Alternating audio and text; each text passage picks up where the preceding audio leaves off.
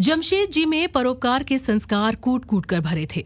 इसी हेतु सन 1892 में उन्होंने जे.एन. टाटा ट्रस्ट की स्थापना की। उन्होंने उच्च शिक्षा के लिए एक फंड की भी स्थापना की। इसके अंतर्गत योग्य छात्रों को उच्च शिक्षा हेतु विदेश भेजना शुरू किया गया।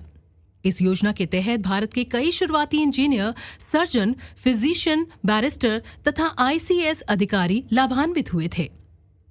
सन 1898 में उन्होंने अपने 14 भवन तथा एक बड़ी धनराशि तथा 4 भू संपत्तियां post graduate institute for scientific research की स्थापना हेतु प्रस्तुत की।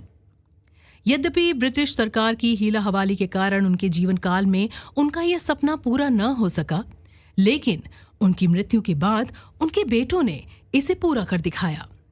इस तरह सन 1911 में इस इंस्टीट्यूट की बंगलौर में स्थापना हुई, जो टाटा, भारत सरकार तथा मैसूर सरकार का सम्मिलित सहकार था। शुरू में इसमें केवल 3 बड़े विभाग, general and applied chemistry, electrotechnology chemistry and organic chemistry थी। बाद में समय समय पर इसमें कई अन्य विभाग जुड़ते चले गए। टाटा स्टील जमशेदपुर की तरह ही इंडियन इंस्टीट्यूट बैंगलोर ने एक ऐसे केंद्र के रूप में कार्य किया, जिससे बाद में कई अन्य शाखाओं central food and technology research institute Mysore, lakh research institute Ranchi, national aeronautical laboratory Bangalore का प्रस्फुटन हुआ।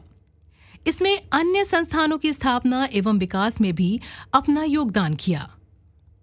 दूरदृष्टि एवं अंतर्ज्ञान संपन्न जमशेद जी को उनकी दूरदृष्टि, अंतर्ज्ञान तथा नवीन उपायों और कल्पनाओं को आत्मसात एवं उनको लागू करने के लिए भी याद किया जाएगा। वे इसका उपयोग न केवल अपने व्यवसाय को विकसित करने बल्कि देशवासियों का जीवन सुधारने में भी करते थे। नवीनता को उन्होंने एक जीवन शैली का रूप दे दिया था।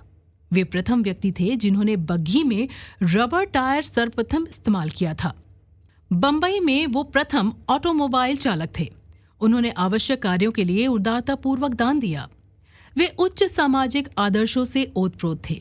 श्रम के क्षेत्र में श्रमिक सुविधाओं एवं उनके कल्याण के लिए उन्होंने नवीन व्यवस्थाएं की तथा नए नियम लागू किए, जो तब किसी अन्य की कल्पना में भी नहीं रहे होंगे। विदेशों में तो वे सुधार कई दशकों बाद लागू हुए। कई सुधार तो कई आंदोलनों के बाद ही अस्तित्व में आए। पूरा देश आज भी उनका भरपूर सम्मान करता है और कृतज्ञता से उन्हें याद करता है। 7 जनवरी 1965 को भारतीय डाक एवं तार विभाग ने जमशेद जी के सम्मान में एक डाक टिकट निकाला। ये देश के औद्योगिकरण में उनकी सेवाओं के प्रति देश की कृतज्ञता दर्शाता है।